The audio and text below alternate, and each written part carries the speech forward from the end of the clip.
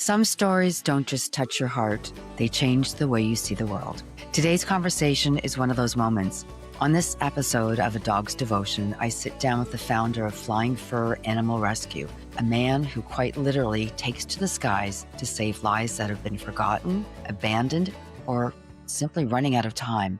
We talk about the dogs he has rescued, dogs who had no voice, no safety, and often no second chances until someone said yes, fueled a plane, and refused to give up on them. These aren't just rescue flights, they are lifelines. They are moments of hope, suspended thousands of feet above the ground. This is an emotional conversation, one filled with courage, heartbreak, determination, and the quiet heroism it takes to keep going after witnessing so much suffering and yet so much love. If you've ever believed that one person can make a difference, if you've ever loved a rescue dog, or if your heart beats a little faster when someone chooses compassion over convenience, this episode is for you. Take a breath and come with us as we share the moving stories of rescue, flight, and devotion, because sometimes the journey that saves a life begins in the air, and sometimes all it takes is one man to do it. I also want to take this opportunity to say thank you for listening to A Dog's Devotion. You can follow us on Instagram at CBOSACKI. Of course, I'm your host, Carla, and I can't wait for you to listen to my conversation with the founder of Flying Fur Rescue. So let's take a listen now.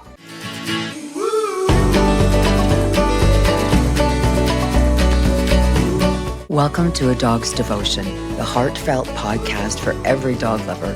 Here, we celebrate the unbreakable bond between humans and their dogs. Each week, we sit down with inspiring guests. We share powerful stories of love, resilience, and devotion. From the joy of adoption to the heartbreak of loss and the healing that follows.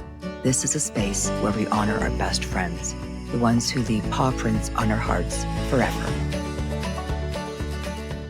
Welcome to A Dog's Devotion, the podcast dedicated to the extraordinary bond between people and their dogs, the love, the resilience, the healing, and the countless ways our animals save us right back. Today, I'm joined by someone whose devotion has literally taken him to the skies. He is a U.S. Army veteran turned life-saving pilot and the founder of Flying Fur Animal Rescue, not a nonprofit that transports at-risk animals from danger to safety, one flight, one rescue, one heartbeat at a time. From cramped shelters to wide open skies, he has saved thousands of lives simply because he believes every animal deserves a chance. I'm honored to welcome him to the show today to share how this incredible mission started, what he's seen along the way, and why he continues to fly for those who cannot save themselves. Paul Steklinski, and I hope I pronounced that right. I may have Yes, messed you did. up, but I apologize. The founder is here with me today, and it's such a pleasure to actually finally meet. We've been trying to do this for months, and I know your schedule is super busy. So thank you right now for joining us here on it. Absolutely. Thank you for having me.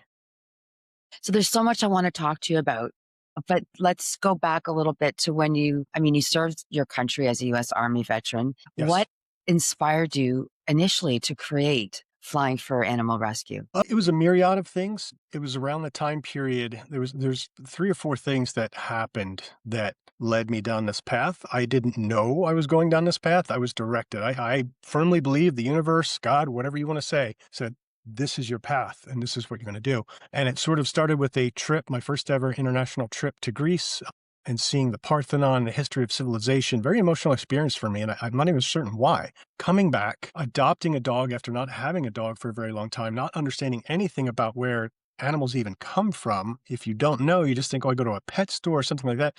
You actually have no cognizance of where the animals are coming from. And then changing jobs, and my new employer being close by, taking me past an airport every day, and finally deciding to take a flight lesson. My mother had given me my uncle's logbook from when he was a pilot back in the 40s, and I had always had an interest in aviation, but a lot of self-doubt as to whether or not I could actually do it. So it was this combination of things that came together to bring me to this point. And it's really wild to look back now and realize that I had no control over this. I firmly believe I'm just doing what I'm supposed to do. Well, you're saving a lot of lives, a lot of dogs. I don't want to say I am personally. I mean, I help on the transport side. The rescue groups on both ends are so critical to this because they're the the unsung heroes in all of this. But I am very proud to be able to do what I do and to help a lot of these groups sometimes struggle with the logistics. And it's something I've definitely, I don't want to say perfected, but I've gotten much better at over the 10 years as I've tried to figure out, the best ways to do and approach certain aspects of it and do it safely and comfortably for the animals. You're right. So, what was your very first flight? So my very first rescue was in December of 2014, 2 months after I became certificated. It was a dog named Kuno, and I just verified some of this before we got on here to make sure.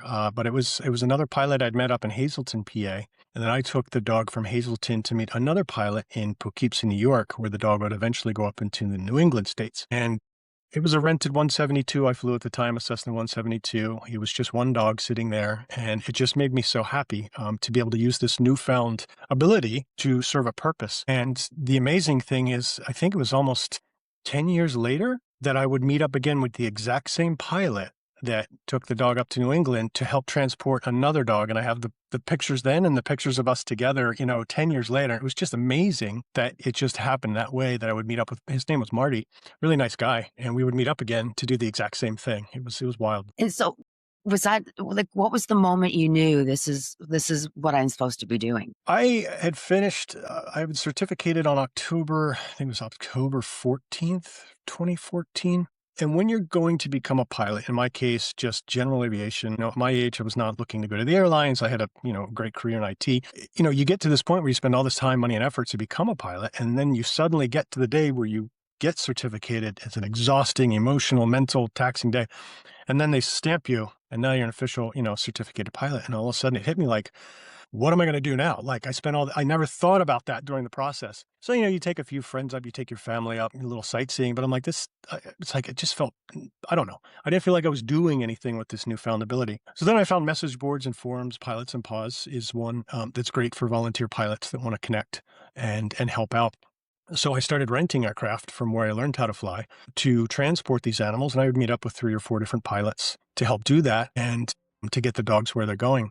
And that's kind of when I sort of realized, like, I really have no other desire, or whatever you want to call it, with the ability to fly an aircraft, other than to do it in a helpful fashion. And there's things, organizations that do angel flights, things where they help, children and adults that need specialized care get to those places for free. But you need a lot of hours of time, a lot of certifications, a lot of various things for very good reason in aviation to do that. But you didn't need this to help animals.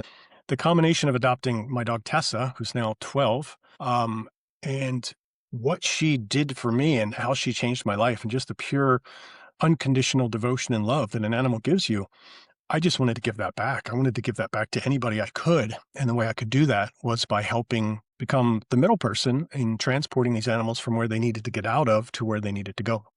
It's amazing. So, can you walk us through how it actually works? Like, how does an animal rescue flight work? How do you Sure. connect with? Where do the animals go? Sure. So I do both air and ground. I have a newer ground vehicle, which has a much higher capacity. But any of these transports start with the sending shelters having a receiving shelter willing to take certain animals. And there's a tremendous amount of work that many people may not realize goes on in the background. The animals have to be essentially spoken for in order to be pulled from the kill shelters. Once that occurs, there's a myriad of veterinary work that needs to be done. They have to have fosters, which can be very difficult to take care of these animals until the transport day arrives. So all of that goes on in the background. And then we get to the day where we say, okay, here's a list of animals we're going to move. For example, tomorrow's flight will have, I think, 6 dogs. So I need to know the size, essentially the weight, so I can appropriate the proper size crate with the aircraft. The quarters are a little more cramped than in my ground vehicle, where it's less, it's not a factor. But that's how it pretty much works. It's the sending and receiving groups that do all of this stuff in the background to get ready to that point to where we can transport them, from point A to point B. Right. Now, do you work with the same groups all the time, or do other groups reach out to you when they hear about you and ask for your assistance? A combination of both. Because I still work full time, I'm looking now at a sort of a transition plan to be able to eventually do this full time. But I still work full time, so I do this in my spare time. I use a lot of vacation, weekends, things like that. But yeah, so I do work with a lot of the same groups the last 10 years, but I also find new groups to work with. And my goal is to help out wherever I can. That is, it makes me so happy when I get to be a part of their rescue, Yeah. and I still think I get so much credit for this, but the reality is I feel the sending and receiving guys, they have the biggest amount of, largest amount of work in this entire process. I'm just the transport. So yeah, I do have to have my ducks in a row to do that. But I don't know, it soothes your soul when you know that you can help out and be a part of it like nothing else I've ever done in my life. Mhm. Now, you mentioned that you still work full time during the day, Paul. Correct. So how many flights a week would you do if you're doing it on the Sure. weekends or after work? The transports are typically a few times a month. So a lot of that comes down to the need of the rescues, what the temperature is in the rescue world as to where they're coming from and where they're going. There's so many factors. Obviously, cost of living right now is a big one right now for a lot of people and being able to afford having a pet. But yeah, it's usually 2 to maybe 3 times a month. The aircraft is efficient. So there's times I can take off maybe a half day of work and then, travel a couple states away, pick the animals up and bring them to where they need to go. And since I have sort of a smaller aircraft, I offer sort of more of a concierge service for some of these groups where rather than land at one place and have people come from all over to meet me, I will land at airports near them and drop the animals off. For example, maybe leaving Virginia or North Carolina and then stopping in New Jersey, Long Island, Connecticut. New York airspace is some of the busiest in the world. But once you get the hang of it, it's really not that big of a deal. It's just the time to make the stops and then and move on to the next. Right. And you mentioned you've got air transport and ground transport, and I know Yes. you've got a bus, a camper, and the plane. Yes. Okay. So the bus is sort of retired. That's officially retired from transport. The vehicle I built to replace that is only 20 years old as opposed to the bus, which was 40 years old. But one of the biggest struggles, I spent a long time and I went through a lot of gyrations. I actually also have my Class A commercial driver's license, so I started to build out a tractor trailer to do this kind of work. But a truck like that, depending on where you're going and what you're doing, a setup like that would be more valuable, I think, in a disaster scenario, a disaster relief scenario where you can bring a trailer that's fully equipped and outfitted to temporarily shelter animals in place until their owners can be found and so forth, as opposed to building a vehicle that's good for over the road. So I did a lot of research for the type of needs that my groups would have and finally came up with this newer vehicle that so far has been absolutely fantastic. It has amazing capacity. I have my own little living quarters. So I literally just park and I've got everything. I can cook. I have satellite for connectivity. I can watch TV. I have my foster dog with me. I don't have to step foot outside of that truck until the next morning when we start to load again. So I love the independent function where I don't have to rely on a lot of outside services to perform, to perform that rescue. Right. That's amazing. It's amazing to me that this is nonprofit. You put your own money into it, Yes, absolutely. Yeah. Yeah, right? I've spent almost 10 grand a year for the last 10 years to do it. And some of that is because of FAA regulation. FAA is pretty clear on their regulations around pilots. If you're not commercial, if you're not operating under Part 121, Part 135, things like that, about how money is spent and where it comes from. So they're very, and it's all for good reason. It's all for very good reason. It's all about safety. So I completely get that. So I have no problem doing this because I tell people, look, nobody gets out of here alive and you can't take it with you. So what is the point of spending your life trying to collect all of this money just to eventually die? And like, what was the purpose of that? So I do spend a lot of money doing this. I have my own hobbies and things I've done over the years and things I enjoy doing. But, short of making sure I have enough money to comfortably retire and still do this, you just don't need all that money. So I don't know. One of my favorite quotes, and I love this to this day, Arthur Ashe, famous tennis player, Hmm. start where you are, use what you have, do what you can. And that's exactly the how flying first started and how we continue to operate today. It's a great quote. Yeah, I love it. I mean, I've also been fortunate. There's a lot of generous people out there that will give, but I honestly suck at fundraising. So I hate asking people for money. So that's another reason I've spent my own money to do it, Yeah. but I'm okay with that. Like, it soothes my soul in a way that nothing else ever has. I mean, there was a point in my corporate career where I was doing really well and I got up to a point, I worked my way up and all of a sudden, my salary practically doubled, tripled, and here I can buy things that I wanted. It was also very empty. It was like, yeah, great, I can afford this car. And then I'm like, now I'm going to worry about getting scratched. All this ridiculous stuff, it just doesn't matter. It becomes stuff. And it really changes your perspective in life about what's important and what's not. I mean, don't get me wrong. I have some old muscle cars that I've had for the last 25 years. That's my enjoyment.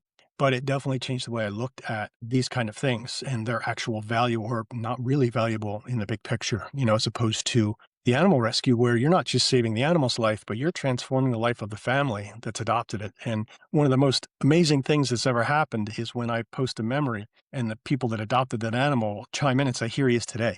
And Yeah. that's just incredible because you have this tiny ripple effect in the world. It's like a drop of water and those little waves come out that you can impact and positively affect other people. And I think personally for me, that's the greatest thing ever. Yeah, you know what? That's a really great point, and I don't think of that very often. I am such a big believer in animal rescue and animal shelter, and anybody who does anything to help animals, Yeah. I'm behind them 100%. But it takes a community, as you. It takes a village. It takes a huge village. I mean, I work with some really good rescues. They're highly organized and they're about as efficient as they can be at what they do. But it's harder too with some of the smaller ones because they don't have a lot of the resources. Right. You really have to try to draw some lines around it or you will burn yourself out and go crazy. I do see it happen with some rescue groups. Fortunate the groups I work with, they try to keep it under control. But it's emotionally taxing, it's mentally taxing, but at the end of the day, what you're doing is the most satisfying, rewarding thing that personally that I could ask for. 100%. I can't agree with you more. Is there one rescue story? I mean, this is all very emotional, what you do, I think. Yeah. Is there one story, is there one flight that in particular that really hit home or that you remember? There are a ton. I have video and photos going back to my first ever rescue. So I plan to either do a book at some point. I'm starting to establish some more social media with YouTube and trying to recreate some of these videos to share with people for things that they may have never even known about or seen through this rescue. But yeah, one of the ones that comes to mind was a dog named Kuno. And he had been severely abused. He was emaciated. He was physically abused. It was one of the worst that I had seen. And I've seen some pretty bad stuff. And what triggered me badly on that rescue was we met in Virginia. I'll never forget that. I can remember, getting out of the airplane, getting all my crates on the ground. And then as I walked around the side of the vehicle for the people that were dropping him off with the other dogs, like he would shriek at the sight of a male. He would just shriek. It was like getting shot. I mean, I was stunned and I was like, I can't even be in this dog's presence. That's how damaged and broken he is. Like he cannot stand to be around another male human. And that was very difficult. I had to take the crate to them and let them load him and then bring him over because that's just how traumatized and damaged he was. But then putting him on the aircraft, getting him to rescue, I then flew up a couple weeks later to visit him up in the New England area and to see the transformation in him and the way he changed. And I actually was able to pet him and lay him on the couch and scratch his belly. That was wild. And that's probably one of the more emotional rescues. I'm actually doing a really good job because I usually get really emotional. It's one of my Yeah. yeah, my worst traits is that I can't even talk about some of this stuff. But Henley he was definitely one of the worst for sure. Well, it's at least there was a happy ending There to was. that There story. was. And I tell people also, look, if that dog gets out and it lives another month, another year, another 10 years, anything you can do to make that dog's life better and to see another side of human beings before, we all have our time is worth it to me. So I don't look at it as, oh, this dog's not worth rescuing or anything like that. Like they're all worth rescuing, regardless. I had a dog that had terminal cancer. His name escapes me at the moment, but I picked him up. He had been found by New York PD, abandoned, tied up in an abandoned building. Yeah. So the rescue group stepped in and rescued him. And then they found out he had terminal cancer and he had a very short time to live. So I transported him from outside of New York City to Western PA, where he at least got to live out his last days, in a loving home. Peter, his name was Peter, Mr. Peter. And I'll Yeah. never forget that too, because when I landed, it was in Johnstown. And when I landed there, you hear the backstory on the dog, and you just want to kind of block it out and hope for the best. I could see little red specks of blood on the white sheet I put down, and I knew that, that was a pretty serious indication Yeah. of his overall health. But I was just so happy that he had some love, and comfort in his life before he Right. passed. Yeah, see, that kind of story makes you wanna cry. That's just It was horrible. tough. Yeah. You've done a lot. You were talking about wanting to do more on social media. Your Instagram account is great. Can you just let our listeners know what your Instagram account is? Sure, all platforms. It's Flying for Animal Rescue. I've been intrigued a little bit more recently with YouTube and some of the content creators that I watch. I never really understood YouTube back in the day, but I think I get it now. And I thought, well, maybe people want to see this stuff. Maybe I can compile this stuff to where they want to see it. But Instagram, Facebook, YouTube, it's Flying for Animal Rescue. There's certain platforms I don't do because I don't quite understand the value for the audience. You want to connect with people that enjoy and like what you do, or want to support it. It's something pretty amazing. You've had a lot of media coverage, which is Yes, awesome. I had my 15 minutes of fame, if you will. Well, you should have more than that. But there's also a documentary called Flying Fur. Yes. So that was triggered. All of this was triggered by the People magazine article, which I believe was in 2018. And that was just like this landslide of craziness and stuff going on that I just could struggle to comprehend. This husband and wife team, Alicia and Matt, out in California, they stopped into a doctor's office or something in the waiting room, and she's flipping through the magazine. She sees it. They reach out, and these guys are absolutely fantastic. They spoke to me and said, "Hey, we would love to film some of this stuff." They literally came all the way out from California, drove across the country. They had this old GMC Astro van and followed me around and the rescues here on the East Coast, but they did it all on their own dime. None of this was orchestrated. None of the media coverage I've ever had has been orchestrated. Like, it's just been people reaching out, wanting to tell the story, and I am extremely honored for that. But they came out and they followed me and put all of this together, created this documentary. I even have a box of it. They put it on DVD that I need to put up in the store. But they're just the most wonderful people. This is what they do. They're filmmakers. They took it around to some independent film festivals. They won some awards for it. So I'm very blessed and happy to have met them, and for them to want to help share the story and do it all completely on their own dime. Yeah, I think it's amazing. And I think you're right. I think people, from the people that I've spoken to since starting this podcast, people want to see what goes on. People would love to see your story and the dogs and how they are saved and how they are transported and then they're united with a loving family like that. People are craving that kind of.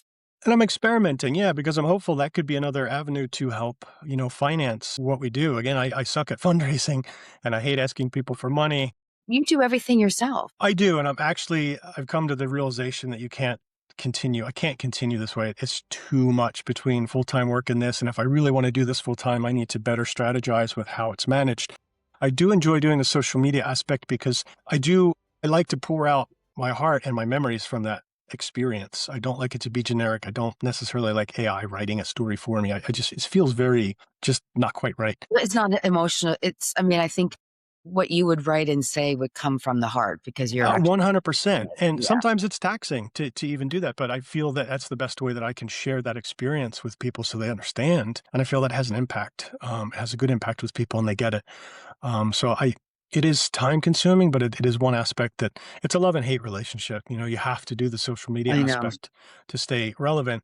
But it is nice to be able to recount these stories. Even if I do a little book one day that just is a photo book that, discusses that rescue and what it was like. I've Yeah. considered that too, but no, I do. And I mean, there's a big part of me that enjoys that. I know, I mean, we talked about the money issue, but, and you're putting your own money into this and it's Yes. nonprofit, but you also, I mean, if people go to your website, you've got great merchandise that people can buy to help support you and they can also donate Yes. as well. So Yes. that's a great money generator, I would think, for you. Yeah, I've been fortunate to establish a good donor base, for what we do. And I'm not up there like, some other groups are financially, but that's okay because of what I'm doing right now and the way we're running it. So I'm very careful about trying to scale how it grows. My biggest fear starting this is that the nonprofit wouldn't raise money and I would have to continue to pay for everything myself, which is fine. But I wanted to make sure that it was sustainable. So I've been very, very careful with spending and things like that. I never wanted to get to a point where the nonprofit couldn't afford to support itself. That's always a critical component for me. I used to actually have things made locally and then stock them and then sell them. And I realized this is not sustainable. I can't do all the Yeah. shipping and packing. So I do have a store. We make a little bit. It's more to give people something that they might want. But yeah, the donations are usually the biggest impact in having, recurring donors to help support the mission. Right. I mean, so money's an issue. You Oh, always it's need always to, an issue for a nonprofit. Yeah. right? Of course. But what are some of the other bigger challenges that you face in running Flying for Animal Rescue? At this point, trying to do it myself. So I am actively right now starting to farm things out through, contracts, hourly contracting with different people to do different aspects that I just can't keep up with it all anymore. And then trying to really come up with I don't want to say a growth plan per se, but a way to better allocate what I do and to get some help doing it. I've had people that have wanted to help for years and I've never taken advantage of that. So that's another thing I'll be doing is actively trying to collect volunteer information and get people to do different things. It's always a balance of people wanting to help versus taking on the liability while doing it. Because obviously doing this, regardless of, doing good things, no good deed goes unpunished. And you need to make sure that you are protecting the nonprofit and everything else along the way. A lot of people want to help, but you still have to be careful in how you expand and grow. Yeah, no, I get that, and I'm sure you have a lot of people reaching out saying, I wanna get Yes. involved somehow." Yeah, Yeah, and for the longest time, I just didn't. I thought, if I don't have a problem taking on the liability or responsibility myself, but when you start opening things up, you definitely have to be cautious, and it's just like anything else. It's like a for profit, right? of You course. have to make sure you get people that are well fit for for a particular role. Right, and over the years, because this you started this in what, 2015? 20 May 13th is when we officially incorporated. Yes. Wow. How many animals have you transported, do you think? In total, right now, we're just right around, well, with the last two transports, or with the last transport, we're around 4,250. So 4,000, Wow. about 4,250. Wow. Wow, It's that's kind of it's amazing. mind blowing, isn't it? It is. And I'm a very small operation. I mean, there's large operations out there that are Yeah, moving, many, many more animals. It's all over the country, really. yeah. You've seen the best and the worst in Yes. humans, so what keeps you going? What gives you hope? I try to be optimistic.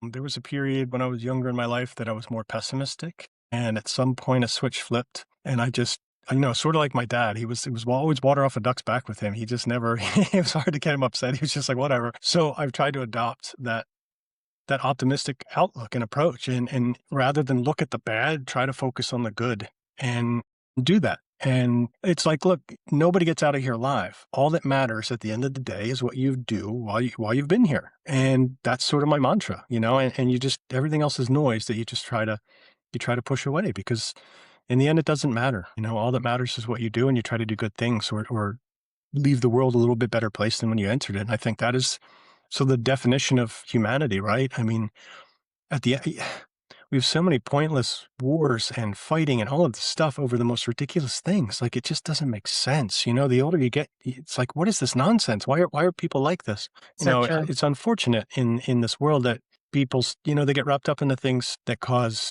friction and cause, quarrels and fights and things. And it's just, I don't know.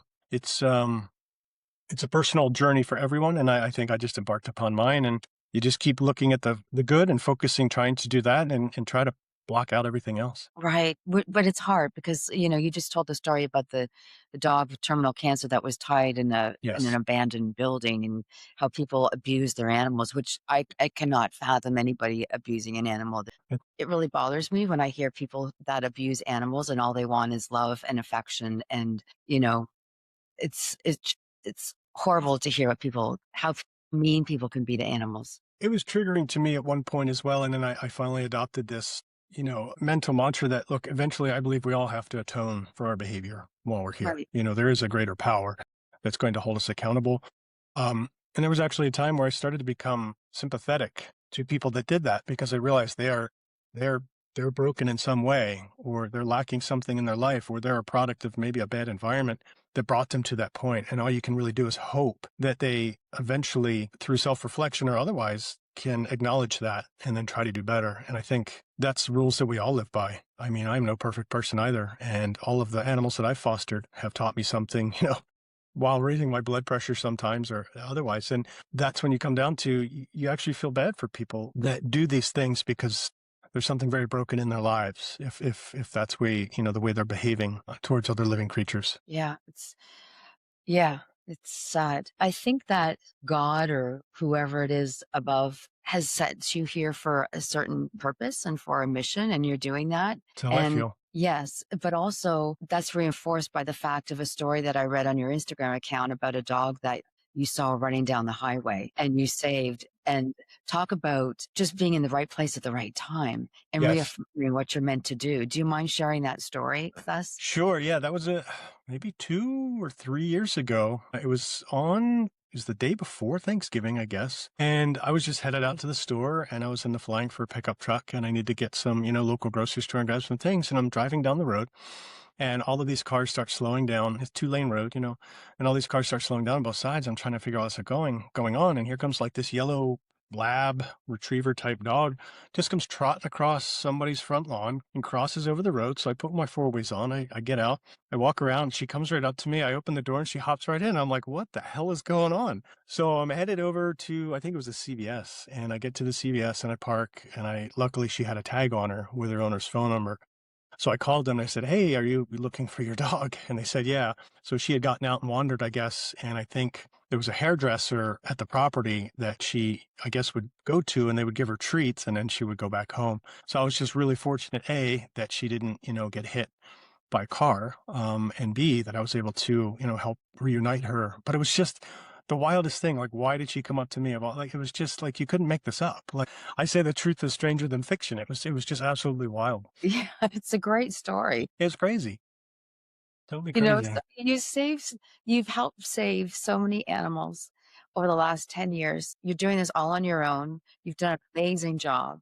You're still working full time. What's your dream for the next chapter of Flying for Animal Rescue? That's a great question, because it would be nice to have more help to do certain things so that I could spend more time focusing on, balancing personal life and relationships there. Do you even have a personal life? I do, and Do you? Okay.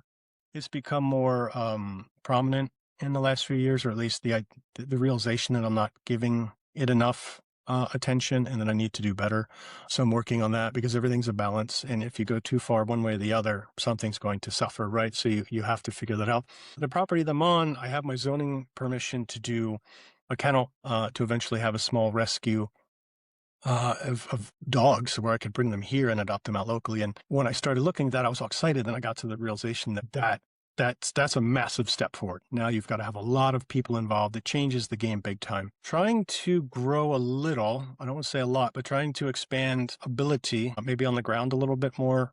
Short of winning the lottery, it's hard for me to try to fundraise for a larger aircraft, because the numbers go up tremendously to get to the next level. And when you look at that, for the type of stuff I do, the costs are upside down. Like, the aircraft then doesn't make sense because of what it's costing per animal to transport them. But yeah, the future is sort of to be written. How to continue this? I mean, eventually, I would love to be able to have sort of a protege where I can turn the reins over one day to someone or a group of people and say, hey, this, you can continue to do this. And here's, not everybody wants to fly an airplane. I get it. There might come a point where I don't do that anymore either. And it just becomes ground, because you can just make such a bigger impact with the ground transport. But yeah, having future people, be able to start to help and guide, when that time comes. But that's a great question, because I'm not even 100% sure myself. I sort of know, but I have to, let things unravel and see what it takes to get to certain, if I'm going to achieve certain milestones, then, start to pave the way for it. Right. I have a feeling the universe will guide you in the right direction. I think it has been. I really do. I really do think it has been. And I never, the funny thing is, when I started to do this, I never set out to say, I want to be this big animal rescue. I just wanted to help. And I never expected all of this. So learning how to deal with it all, and, learning all the different aspects of it, it's been very educational. But at the same time, strategic growth, if you will, to where the nonprofit can have the most impact while, maintaining its expenses. And, it's always about efficiency, right? I do a lot of the work on the ground vehicles myself. I do a little bit on the airplane. I'm always trying to find ways to not have to, spend money unnecessarily. So, but I enjoy that. That's the funny thing, is it doesn't feel like work. When I'm on vacation days and I'm just doing flying first stuff, whether it be, all kinds of things, it doesn't necessarily feel like work when I don't have to struggle with the full-time employment. So Right. it's, Right. there's no, you can't ask for anything more than that, to do what you love and to enjoy it. 100%. Everybody, life's too short to do something that you don't love, Yes. joy. Yeah. You become more cognizant of that as you get older too. 100%. There's Yeah. so many great things that come with age. I'm Yes. I'm Yes. learning as I I get agree. old, I right? agree. I'm gonna let you go soon because I know that you're super busy and I don't want to take up too much more of your time. But where do you work out of? Like, are you only on the East Coast of the US or do you go all over? Yeah, so I'm on the East Coast. There's animal rescue efforts that are throughout the country. Some of these groups, there's Wings of Rescue on the West Coast, and they charter very large aircraft. Seem to be a very well organized organization, and they will bring a lot of overflow animals from the West Coast to the East Coast. There's Dog is my co-pilot. They're in the Midwest, and they'll transport animals north. So I'm pretty much just on the eastern side, to go from the south to the north, because there's a very big need there. And that's where my dog Tessa came from, Tennessee. And that's, what unraveled all of this for me was the fact that I'm like, why did this dog have to come up from Tennessee in a van? I didn't know anything about it. And that was the most eye-opening thing that brought me into rescue was understanding what happens and what's going on. Yeah. It's such an incredible story and journey that you've been on. Now that I think about it, It's been wild.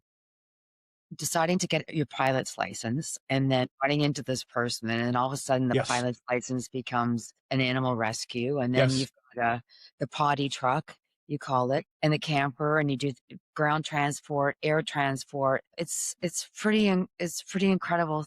Thank you for people like you in this world who do the work that you do. I'm just doing what I believe. I've always been one of my other faults is accepting compliments. And it's always made me uncomfortable to accept compliments. I've just said, people, I believe this is what I'm supposed to do while I'm here. I don't know how else to explain it to people other than this is my calling and I'm doing my best to try to fulfill that. Um, ultimately to go out of business would be your dream. I don't think that's going to happen in our lifetimes. You really have to change the mentality and the way people, treat and perceive animals in certain areas and change, that view before animal rescue as a whole. It's not just about responsibility when it comes to spaying and neutering. It's a whole gamut of things. And I don't know that we're ever going to see that go away. So if it doesn't, then there's always going to be a need to help these animals get to where they need to go. And then to see the end result with the families and the impact it has But that and the must way be incredible. that is the absolute best is when you get to see the impact that that animal has had, just the way Tessa has had on my life. And you get to see how that impacted another family in another way. And that is the true reward in all of this. That is the end goal that everybody from the rescue pulling to the rescue receiving, that's what we all want to see. And it doesn't always work out 100%, but for the very large percentage that it does, that is just the best. Then it's like, all right, I've made that little drop in the bucket, today, and I've done that little good thing. And that, yeah, there's nothing better than that. It's most rewarding. I agree. I really think a book should be in the works for you with, I your have, again, I stories. have 10 years of content and videos. And because I performed all these flights, I know I can go back and remember what that day was like. And I can go back and reference my own posts and recollect details in it. So I was thinking about a picture book like that just to share these experiences with people in a form that they, might want to see. Yes. People definitely seem to gravitate towards this. I have a lot of support. And it's like, guys, I'm doing what I think I'm supposed to do. I don't look at it any other way. Yeah. Well, you're a hero in my books. It's my passion, and I'm happy that I have talents. I was given certain talents to do certain things, and I'm trying to use them to the best of my ability. And now it's time to also realize what I don't do great and start to get some help in Right. doing those things as well. Yeah, because you can't do everything if you're going to continue to, No, you you know, can't. When it was smaller, it was a little easier, but as it's grown, in order for every component of it to get the proper attention that it needs, and that would also then allow me to, balance out my personal life better too. And that's the end goal, right? Is to have everything, sort of where it needs to be so that you're not starving one area, or the other. right. Well, thank you for joining me today. Absolutely. This Thank you for having me. Oh my gosh, it's been an incredibly meaningful conversation for me. You're one man, you've got one plane, you've got a couple ground transport, but your mission has become a lifeline for animals who otherwise may have never have known safety or Yes. love or a forever home. Yes. Flying for animal rescue reminds us that heroes come in many forms. And Sai said, you're a hero, and I know you don't take compliments well, but in my eyes, you are a hero, and not only in my eyes, but in many other people's eyes as well. And I just want you to know that sometimes wings and fur, and sometimes somebody with a big heart who's determined to make a difference, you've made a huge difference. So thank you. Well, thank you. And that's what I always tell people, and again, it comes back to Arthur Ashe, and it doesn't matter who you are, where you are, or what you can do, but you start where you are, you use what you have, and you do what you can. And almost anybody can do that. Just know what your talents are and how you can apply them to this world. Right. Well, let me tell all the listeners that if this episode moved you, please share it. Support your local shelters, Yes, volunteer, donate, or absolutely. simply be the voice for an animal who doesn't have one. It will change your life. 100%.